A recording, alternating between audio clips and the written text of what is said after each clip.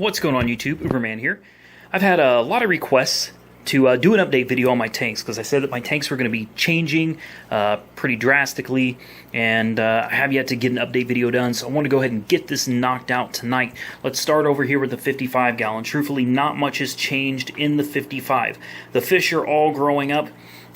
These fish right here are exactly what these guys used to be before I moved them from that tank into this one. So you can see a huge difference in size. These guys right here came out of this tank and they used to be this size. So as you can see, things have changed.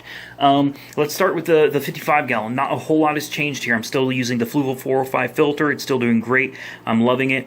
I switched to an Eheim Jaeger True Temp 150 watt heater. I had one of my Aqueon heaters stick on, and it was not a cheap heater. It's $40-some per heater, and it got stuck, and it's fairly new. And instead of going through warranty, I just said screw it, and I went with Eheim. Eheim in all of my tanks now, so I had to spend a little money on those, but hopefully it was a good investment. I got rid this tank. I'm gonna have to paint this black so that it matches this one right here. But this tank used to have a big hood over it, and it used fluorescent lighting. It used two 40-watt tubes, and this is half a watt. And this is a, I don't know, 48-inch. I believe this is a 48-inch light bar, and all of my tanks use these. They're Aquanites. I know it may not be like a top name brand or anything, but they are reliable. I've been using them for a long time. They look brilliant, and I love them. And they're cheap. You can't beat it. So I have glass tops now, which really help with the water evaporation and the exceptional humidity that used to be in this room. These tanks don't lose water anymore. Very happy with it. Over here, we have the 129 gallon. As you can see, the biggest visual change is the Holy Rock right here, and this piece in the middle is artificial. All of the Holy Rock to the sides, however, is legitimate and real. These fish are doing really well. They're growing very quickly. They're very happy. Somewhere in here is a Jack Dempsey. You may remember from a previous video, he was chewed up. He's one of the fish that I got with this 129 gallon deal, and he was in bad shape. But he is thriving in this tank.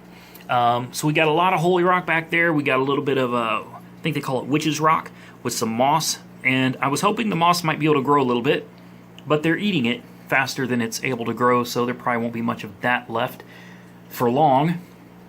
Over here we have a wave maker. This is an Aqueon 950 gallon per hour wave maker.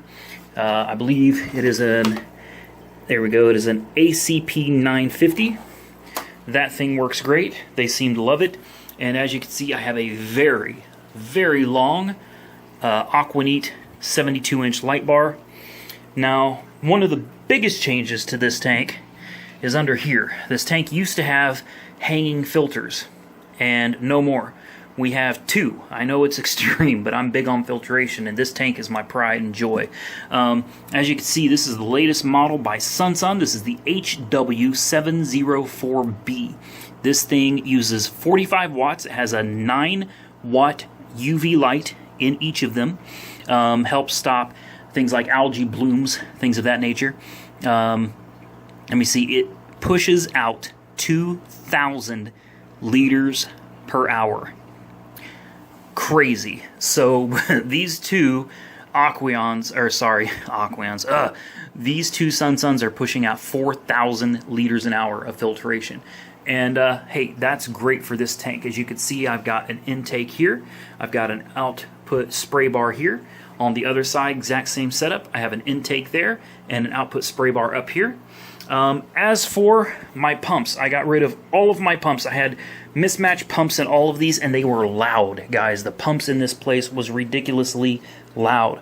Let me show you what I replaced all my pumps with. Right here, Eheim 400s. I don't know if you can hear in the video. Guys, you can barely hear this. I have tried out a lot of air pumps. I mean a lot, because I'm a big fan of the bubbles. Not just for the aeration, but I think they look good too. So here are the specs on the air pump. There you go. Ultra quiet. And the air pumps came with these diffusers. I choose not to use them because I actually like the bubble walls that I have. As you can see, I have the one-way valves on these down here. All of my pumps have those. They're just ultra quiet, guys. I mean, there's the Fluval 405 back there. Nice and happy. There's all my genuine Fluval filters.